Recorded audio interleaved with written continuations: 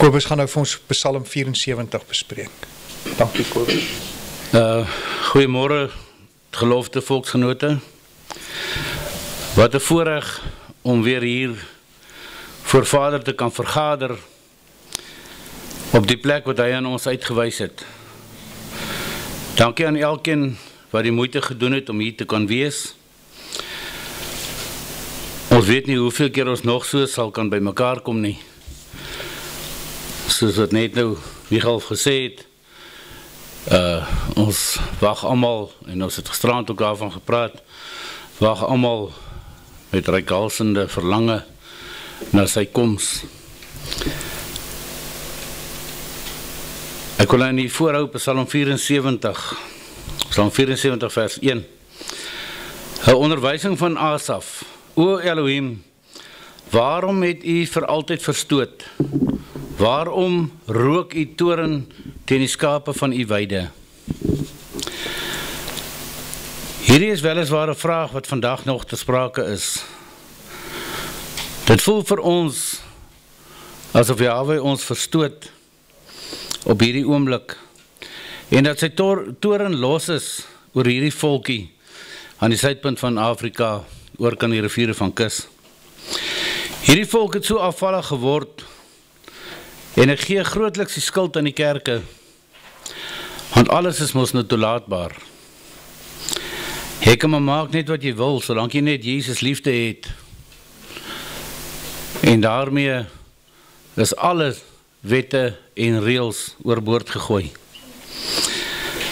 Vers 2, dink aan u vergadering wat u in die voortyd verwerf het, wat u verlos het om die stam van u erfdeel te wees aan die berg Sion waar u op gewoon het. Ja, mag Vader asseblief dink aan die weinige paar behoudende volksgenote wat nog aan hulle God vashou en weet waar hulle heil lê. Hef u voete op na die ewige pynhope, alles het die vyand in die heiligdom verniel. As ons nou, soos wat ons groot geword het, dat die plekke van aanbidding Vader se heiligdom is, dan is daardie plekke nie net verniel nie, maar eintlik totaal verwoes. Ek praat nou van aanbiddingsplekke in die kerke. Daar is weinig instansies wat nog suiwer woord verkondig. Vers 4. U teenstanders het binne in u vergaderplek gebrul. Hulle het hulle tekens as tekens gestel. Wat sal ons heiliglik kan sien as hulle tekens? Hulle die sabbate verander, hulle die feestdae verander, feestdae word verag, geloftes word nie nagekom nie. En so kan ons aangaan en aangaan. Ons kan maar net kyk na die lys van volksondes. En is alles hulle tekens en hulle afgode wat hulle vir hulle gestel het en wat die wêreld navolg. Vers 5, dit lyk soos wanneer iemand byle omhoog hef in 'n digte plek, bome, en nou die houtsnyewerk daarvan het hulle alles met 'n byl en hamer stikkend geslaan. Hulle het die heiligdom aan die brand gesteek, tot die grond toe het hulle die woonplek van u naam ontheilig. Hulle het in hulle hart gesê, laat ons hulle almal saam onderdruk. Hulle het al die vergaderplekke van Elohim in die land verbrand. Vers 9, ons sien nie ons tekens nie. Daar is geen profeet meer nie, en by ons is daar niemand wat weet hoe lank nie. Wat 'n hartseer saak is dit nie, en wat 'n erge aanklag dat daar geen profeet meer is nie. Niemand wat meer die stem van Vader hoor nie, en ook nie meer 'n regering wat by 'n profeet moet hoor wat Vader vir die volk wil sê nie. En dan is nog daar die wat deur raadpleging Vader se wil te wete wil kom, wat dit ook minag. Enige een wat raadpleging in twyfel trek, weet nie waarvan hulle praat nie. Ek kon net vir julle 2 voorbeelde noem wat Januarie met ons gebeur het Daar was baie, dit was 'n bitter lang en 'n moeilike vergadering, maar ek kan net 2 voorbeelde noem. Tydens ons vergadering by Bakoond, toe ons Konrad se onderwerp bespreek, dan vra ons vir die onderwerp en hoe die bewoording moet wees. Ons het 20 keer 'n nee gekry, of 19 keer 'n nee gekry, en op die 20ste keer eers was dit reg gewees. Op die plek waar ons moet by mekaar kom, het ons na die 13de plek wat ons vir Vader voorgehou het, eers die regte plek gekry, toe sê hy is Vryburg. Ons het die hele land vol gevra. Nou enige wiskundige sal vir jou sê dat dit wiskundig onmoontlik is om so baie antwoorde agterna dieselfde te kry. En dan is daar mense wat dit in twyfel trek.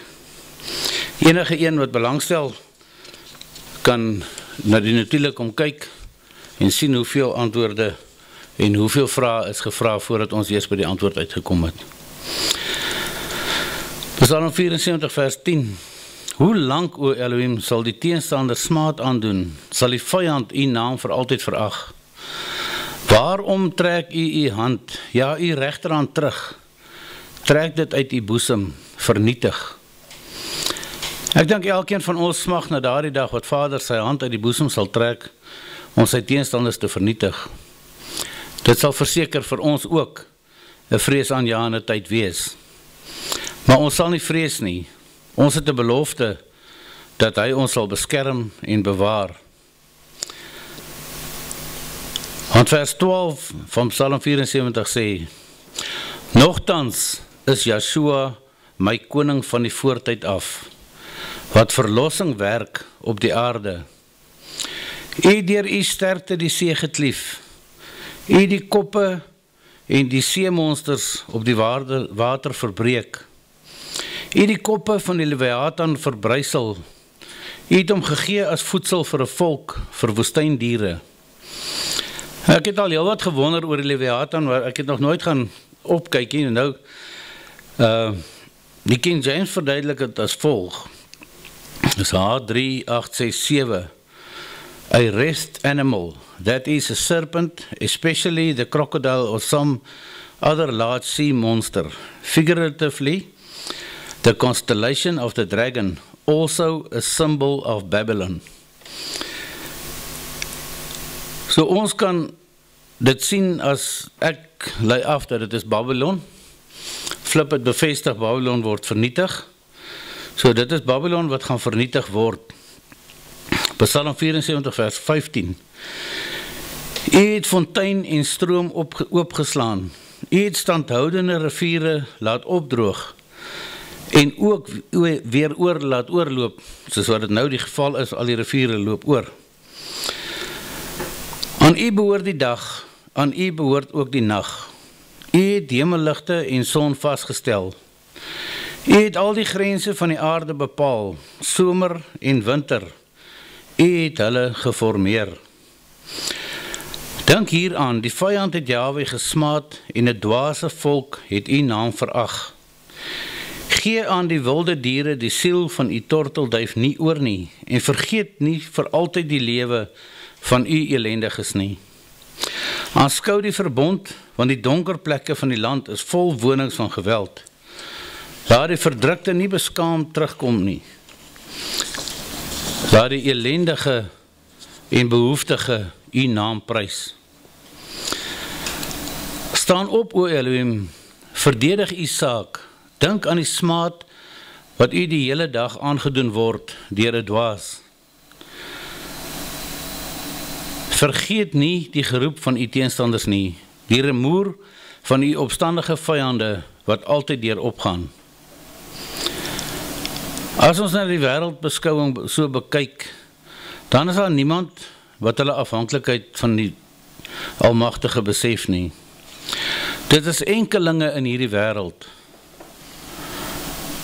Mag Jahwe ons geroep en ons gekerm hoor, hier waar ons voor hom vergader.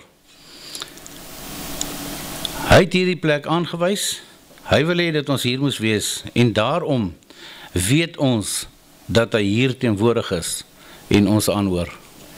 Baie dankie.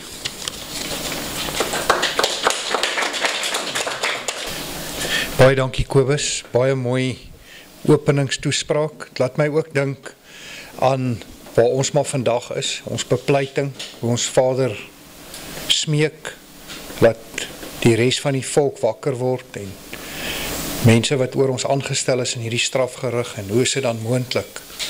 Alles wat ons hier hoor in Psalm 74 hoor ons maar elke dag. Hoe kan ons so swaar kry? Hoe kan dit? Hoe kan dat? Maar Vader wag dat die volk moet wakker word. Ons moet terugdraai na hom toe. Sal enigiemand wat vir Kobus iets wil vra of iets kommentaar wil lewer?